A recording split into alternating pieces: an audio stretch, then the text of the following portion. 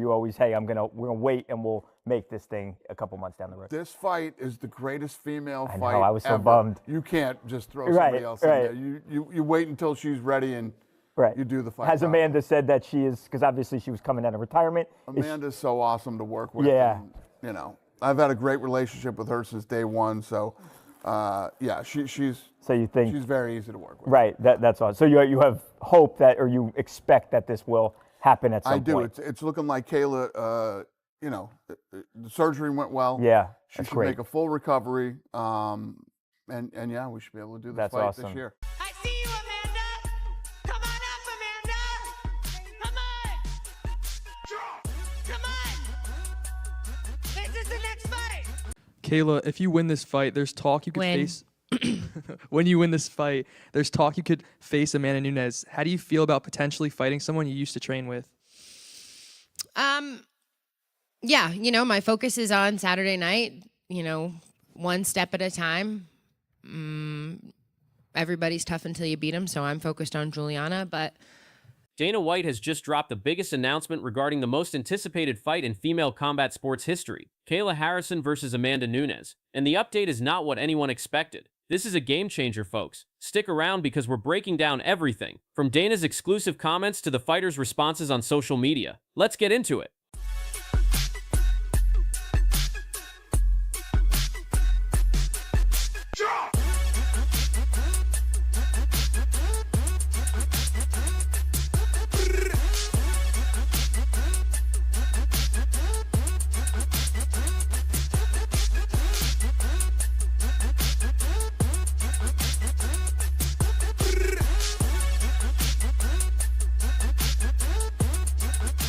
All right, let's set the stage. UFC 324 was supposed to be the night, January 24th, 2026. The co-main event, Kayla Harrison defending her bantamweight title against the legendary Amanda Nunes, fresh out of retirement. This wasn't just another fight. This was history in the making. What's the next thing you want? The next thing is in the news. Yes. I'm gonna hear once again.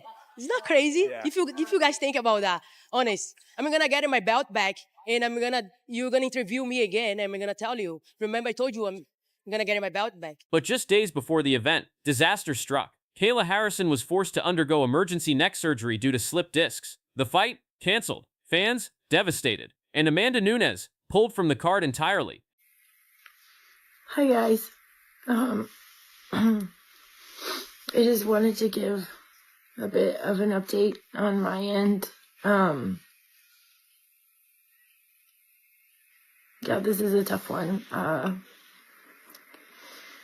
I had to have surgery on my neck yesterday here in New York City with the specialist, Dr. Kim. Now here's where it gets interesting. Ranked fighters like Norma Dumont immediately volunteered to step in and face Nunes on short notice. The UFC could have salvaged the moment, kept Nunes on the card, made something happen. But they didn't, and Dana White just explained exactly why. In an exclusive interview with TMZ Sports, Dana White made it crystal clear, and I quote, "This fight is the greatest female fight ever. You can't just throw somebody else in there. You wait until she's ready, and you do the fight properly. Let that sink in. The greatest female fight ever. Not just a big fight. Not just an important fight. The greatest. And Dana's willing to wait, however long it takes." White continued, praising both fighters. About Amanda Nunes, he said, "Amanda's so awesome to work with. I've had a great relationship with her since day one. She's very easy to work with." Fight is the greatest female I know, fight I was so ever. bummed. You can't just throw somebody else in there. You wait until she's ready and you do the fight. Has Amanda said that she is, because obviously she was coming out of retirement. Amanda's so awesome to work with. Yeah. And,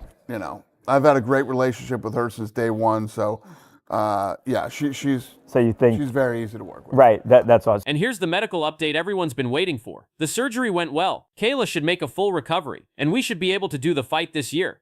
I do. It's looking like Kayla, you know, the surgery went well. Yeah, she should make a full recovery. And yeah, we should be able to do this fight this year. This year, 2026. It's happening, folks. Dana White isn't entertaining backup plans, interim titles, or replacement opponents. This is Harrison versus Nunes or nothing. Now let's talk about why this fight carries so much weight. Amanda Nunes, arguably the greatest women's fighter in MMA history, former 2-division UFC champion, multiple title defenses. She's beaten everyone. She's the lioness, coming out of a 2-year retirement to prove she's still the queen.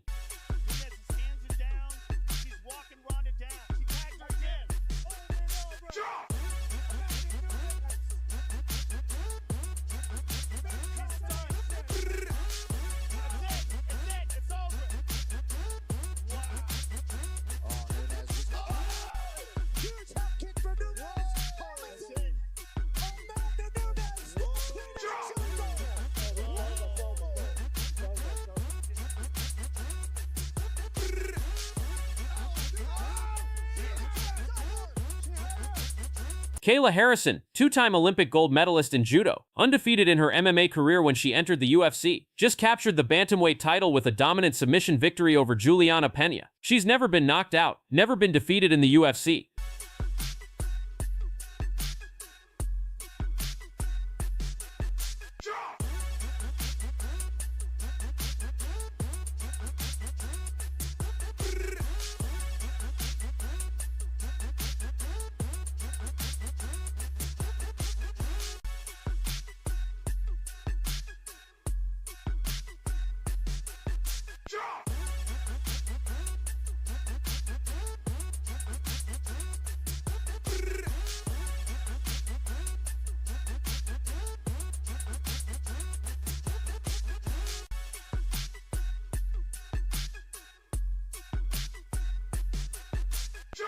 This isn't just champion versus legend. This is the unstoppable force meeting the immovable object. This is legacy versus dominance. This is a fight that transcends the division and defines an era. That's why Dana White refuses to compromise. That's why they're waiting. Because when this fight finally happens, it needs to be perfect.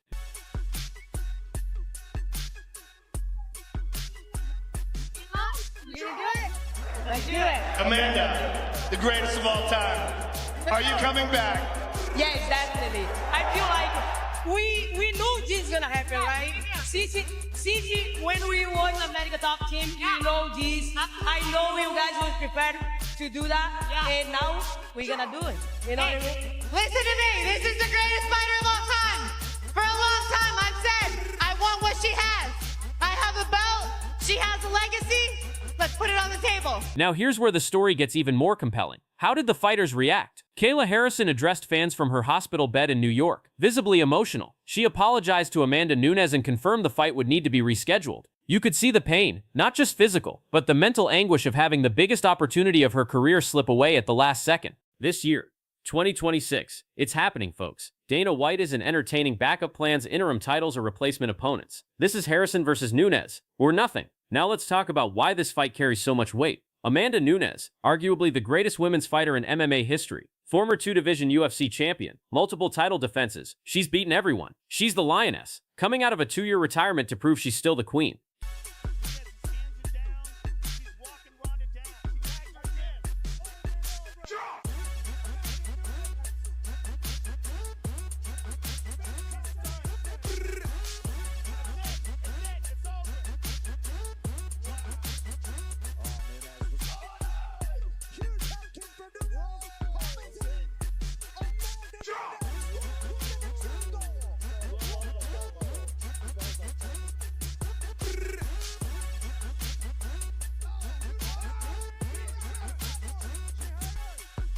And here's the detail that has everyone talking. She was training with Larissa Pacheco, the only woman who has ever defeated Kayla Harrison in MMA. Think about that. Nunes isn't sitting idle. She's studying. She's preparing. She's sharpening her weapons specifically for Harrison. This wasn't a message of disappointment. This was a declaration. I'm still here. I'm still ready. And when the time comes, I'll be better than ever.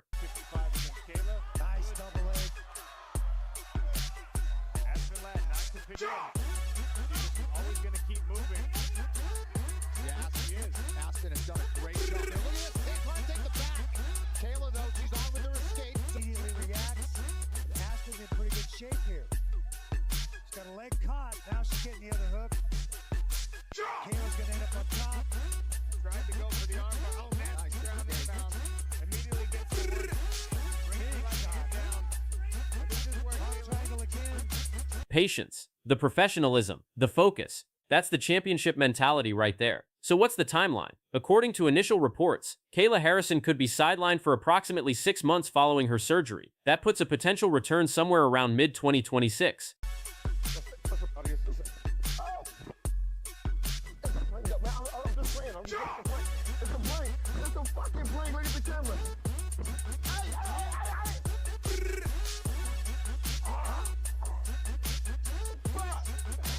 Gonna be surprised when I hit her the first time too. I don't think she's been hit. Like, she hasn't been hit hard. If you compare my fighting experience, it's huge. I love to crush dreams, so let's go. Oh. Dakota maintaining balance, and look at that. Question the gameness of Katisi. Beautiful. Look at this takedown here. Oh, nice right hand. Trying to contract his ring. We might not see that. I think the doctor's going to step in and stop this. I don't think she's going to be able to see it with that eye. Look at that eye. Okay, so you're not happy with her to continue? Oh, that's really bad, guys. That's the end of the fight. These girls disrespected Dakota Ditcheva like nobody else, calling her a fake warrior. And Dakota's response? No trash talk, nothing, because she doesn't need to talk. She does her talking in the ring. The face, the star of stars, Dakota Ditcheva right here in Chicago. Now, I know you like to be very active. Listen to the crowd. Listen to these people. They love you in Chicago. Come on in. Down the fence. We're ready. So long and rangy. Put away. And in that cage, she didn't just win, she silenced these girls forever, almost ending careers and proving exactly who the real warrior is. So let's start with Dakota's recent fight against Sumiko Inaba. Ditcheva, a huge favorite in this one. Inaba has embraced that all week long and really all camp long, ready to pull off the big upset in Cape Town. You know what separates a real warrior from a fake one? It's not the words they say before the fight. It's not the intimidation tactics at the face-offs. It's not the social media posts or the trash talk in interviews. No. A real warrior speaks in the only language that truly matters, violence inside the cage. And Dakota Ditcheva, she's fluent, but Dakota's response? Silence, no trash talk, no social media wars, no heated back and forth, just a simple message, I'll see you in the ring.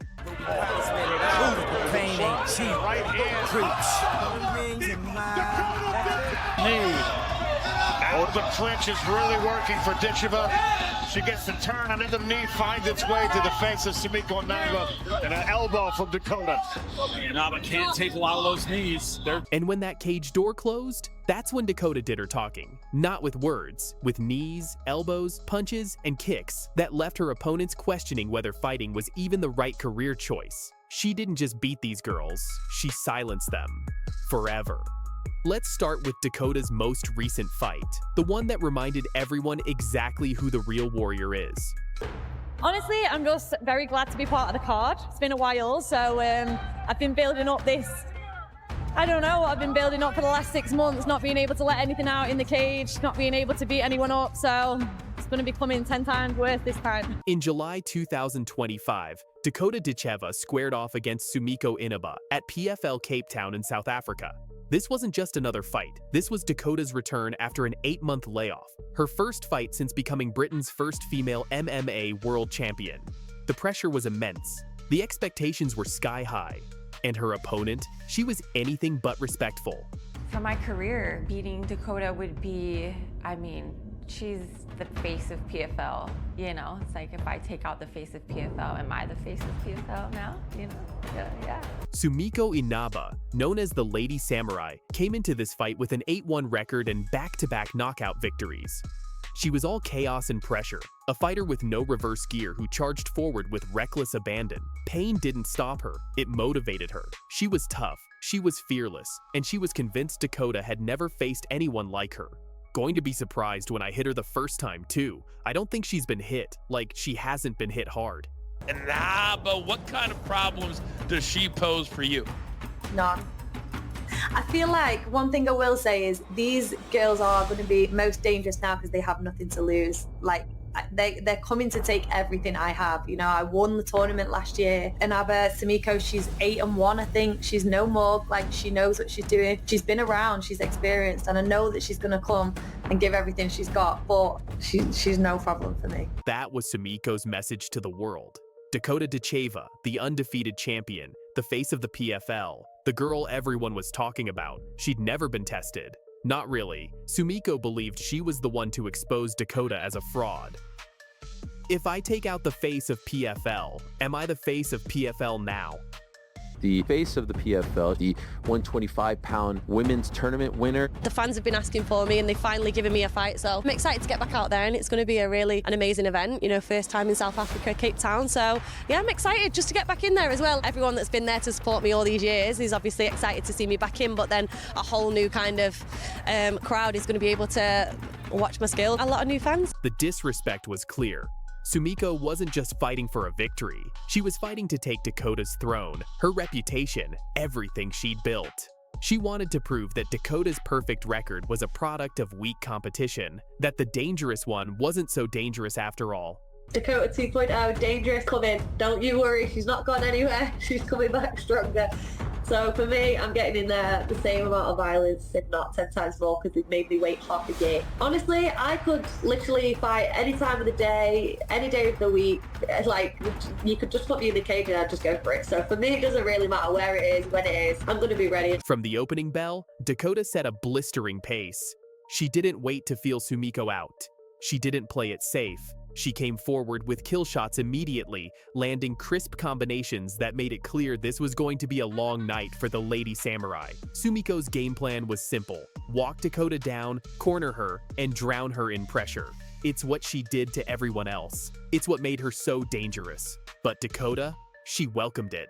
When Sumiko pressured forward, Dakota met her in the clinch, Dakota's world, Dakota's domain. And that's when the punishment began. Beautiful from Dakota, beautiful toughness. It's gonna be unbelievable. Holds a record-breaking knockout rate in the cage. Dakota's clinch game is something special. It's not just about control, it's about destruction. She locked Sumiko up and started firing knees to the body, knees to the head, elbows that sliced through the air like blades. Sumiko tried to survive, tried to fight back, but she was outclassed. Every time she attempted to impose her will, Dakota reversed her, threw her around, and made her pay.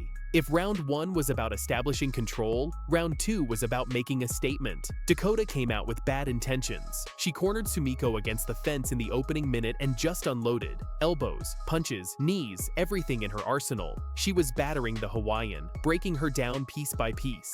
At one point, Dakota landed a beautiful elbow, followed by a front kick to the face. Her signature move, the one that sent so many opponents crashing to the canvas.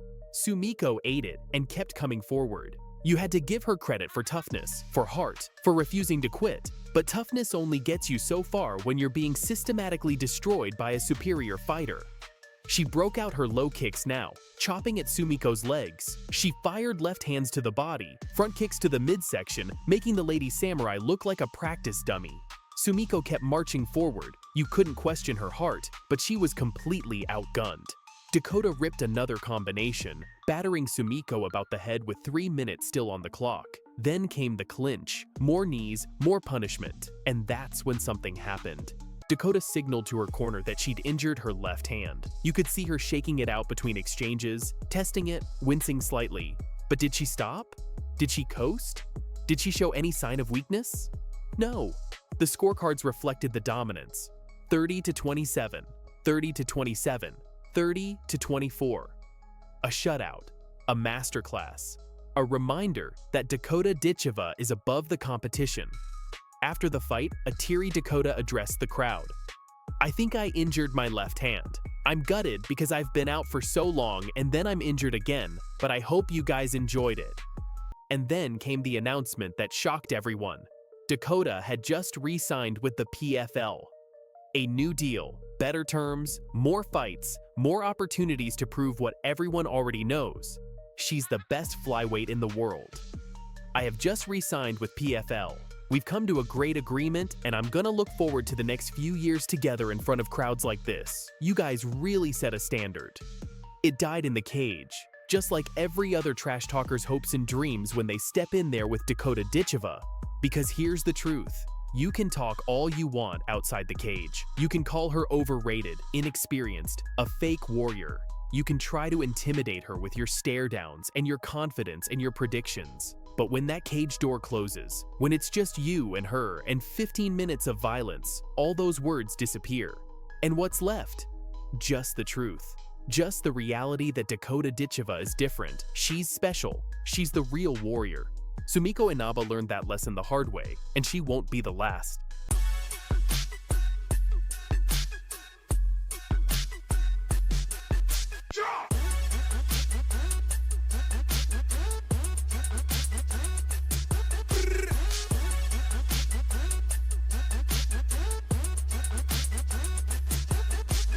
Taila Santos just dropped a massive bombshell aimed directly at Dakota Ditcheva, claiming the championship belt already has her name on it. But Dakota's brutal response has sent shockwaves through the fighting community, and what she posted on Twitter afterwards has everyone talking. This isn't just trash talk anymore. This is personal. Stay tuned as we break down every explosive moment leading up to what could be the fight of the year.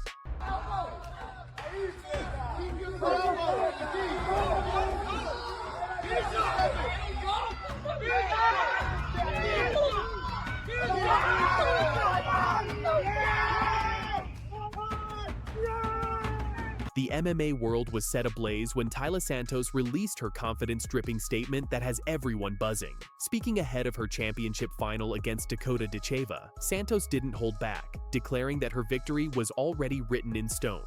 Here's exactly what she said. "I know that as soon as I closed my eyes and pictured that belt around my waist, my name was already written on that check. There's no other outcome. Every moment I've been training and in every fight I have fought, I treated it as if it were the final. Now that I'm in the final, I'll fight it like the final it is, and my arm will be raised." Então, eu sei disso, que a partir do momento que eu fechei os meus olhos, eu mentalizei aquele cinturão na minha cintura. O meu nome já está escrito naquele cheque. Beautiful right hand there. Taila Santos is the complete package. Não tem outro resultado. Então, com certeza, a todo momento eu tô treinando. Toda luta que eu lutei como se fosse a final. Então agora eu tô na final e eu vou lutar como é uma final. Daí meu braço vai ser erguido. This is the kind of bold prediction that either makes you look like a genius or becomes the most regrettable statement of your career. Santos is putting everything on the line with this declaration. She's not just confident. She's claiming destiny itself is on her side. She's visualizing victory. She's manifesting success. And she's letting the entire world know that in her mind, this fight is already over. But there's one major problem with Santos's bombshell message. She's saying all of this to Dakota Ditcheva, a fighter who has made a career out of silencing people who talk too much. Digging deep for sure. Santos is in big trouble. She's in big trouble. Dakota Ditcheva to the body again for a championship.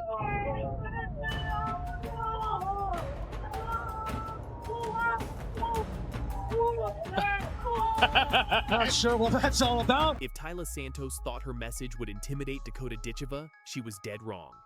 Dakota fired back with a response that was equal parts calculated and devastating, showing exactly why you don't want to poke this particular bear.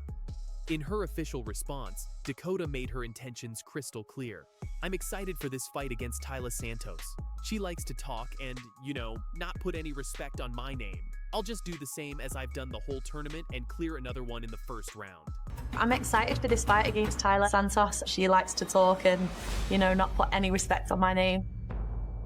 I'll just do the same as I've done the whole tournament and clear another one in the first round. Let that sink in.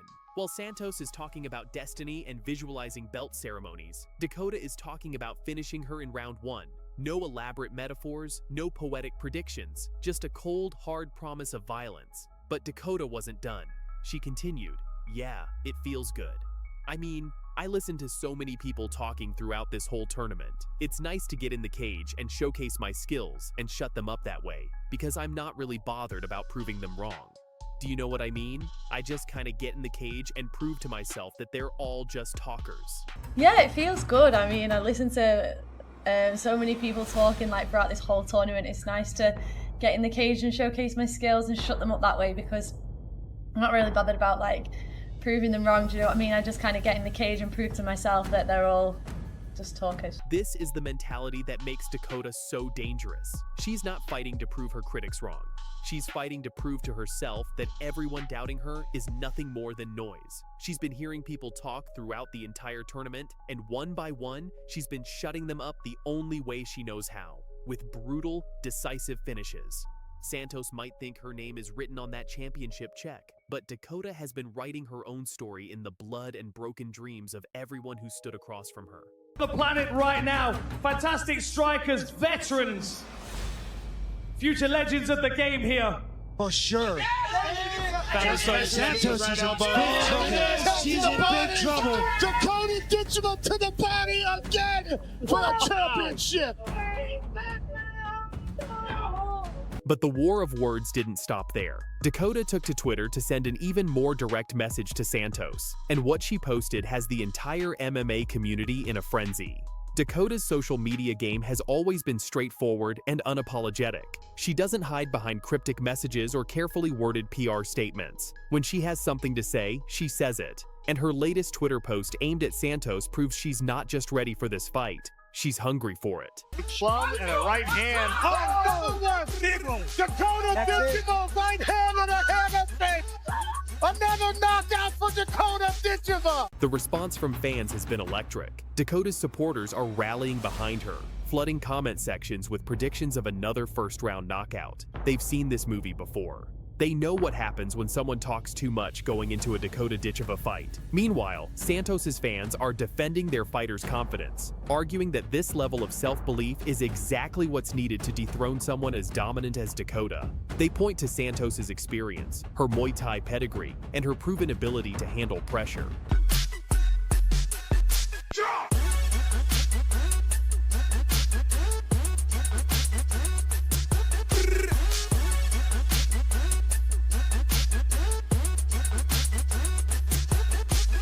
But here's what the numbers tell us. Dakota has been backing up her words with performances. Throughout this entire tournament, she's been an unstoppable force, demolishing opponents who thought they had her figured out. Every time someone has stepped up with confidence, Dakota has stepped up with violence. This isn't the first time Dakota has dealt with an opponent trying to get in her head with mind games. In fact, her fight history is littered with trash talkers who learned the hard way that psychological warfare doesn't work when you're facing someone with the skills to back up their silence.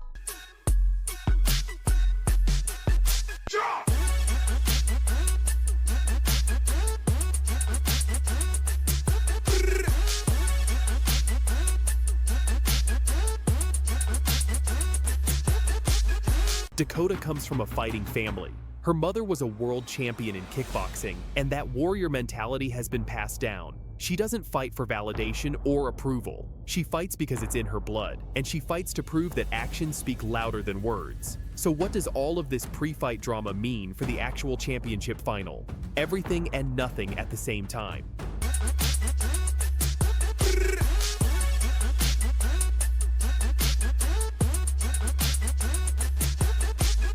On one hand, mental warfare could play a significant role. Santos has clearly adopted the strategy of projecting absolute confidence, trying to plant seeds of doubt in Dakota's mind. She wants Dakota to question herself, to feel the pressure of expectations, to crack under the weight of the moment. From a technical standpoint, this is a fascinating matchup. Santos brings legitimate Muay Thai skills, aggressive forward pressure, and the experience of fighting at the highest levels. She's not just talk, she has the credentials to back up her confidence. Nice pressure by Santos. Right back to the takedown. Very nice. It's got to be psychologically disheartening to get put right back down there.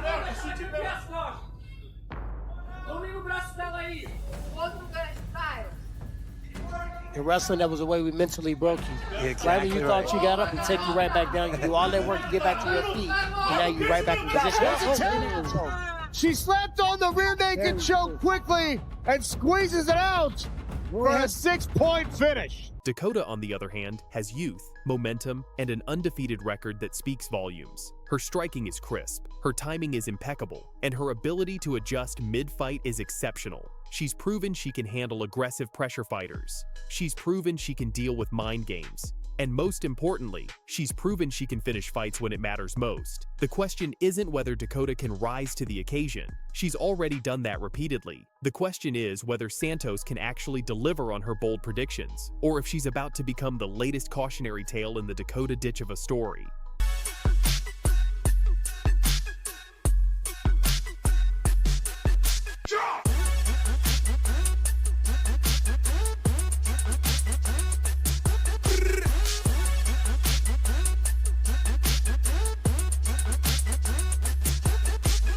What we do know is this: one of these fighters is going to look like a prophet, and the other is going to look foolish. Santos has declared that her name is already on the championship check. Dakota has promised to clear another opponent in the first round. Someone's words are about to age like fine wine, and someone's words are about to age like milk in the desert sun. This is shaping up to be one of the most anticipated finals in recent memory, and it's not hard to see why. You have Taylor Santos, brimming with confidence and declaring that destiny has already chosen her as champion. And you have Dakota Ditcheva, the silent assassin who has built her reputation on making talkers regret their words.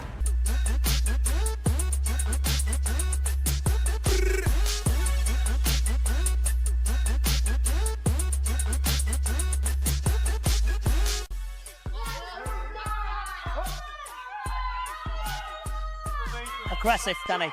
Very aggressive. Good hands as well, but tell you, Georgina, it's like a very strong girl too, Vinny. Good knee that from Ditcheva. Straight through the centre, yep. Ditcheva's on a mission here, my friend. Really is. Very strong.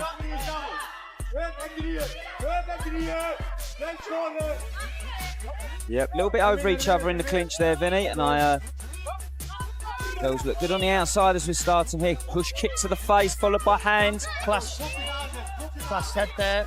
Good push kick there from Ditcheva, setting up good hands as well.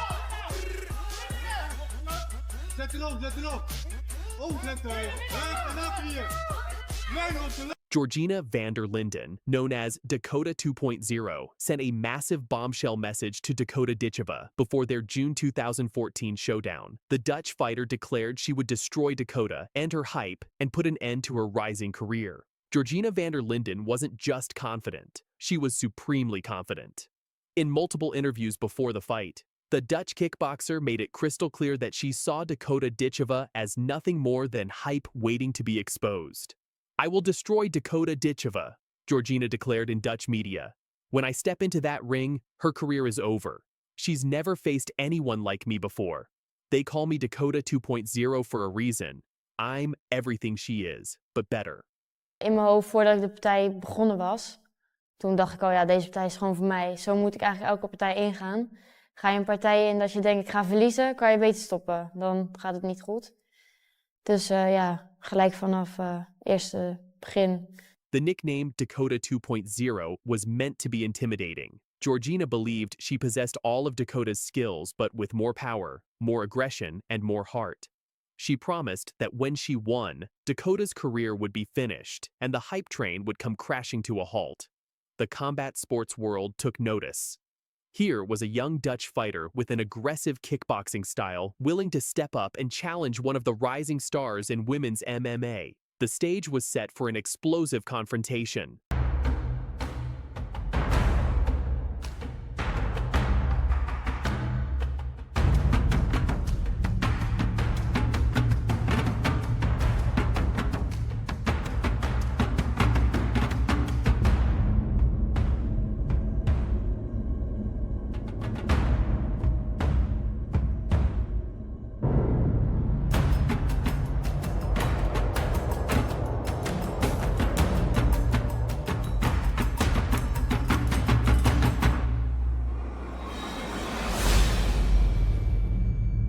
When Dakota entered the fighting zone that night, her career was genuinely in danger. One loss to a fighter like Georgina could derail everything she'd been building. The pressure was immense, but Dakota remained calm and focused, ready to let her skills do the talking. While Georgina was busy making headlines with her trash talk, Dakota Ditcheva took a different approach. She didn't engage in a war of words or make grandiose predictions. Instead, she showed respect while remaining confident in her own abilities.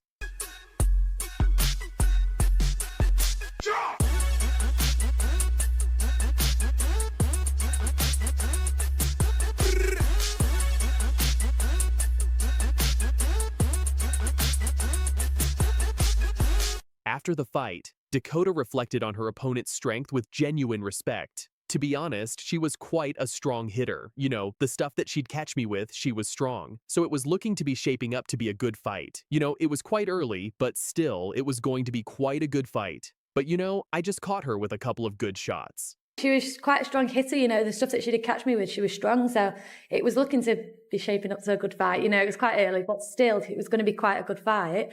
But, you know, I just caught her with a couple of good shots.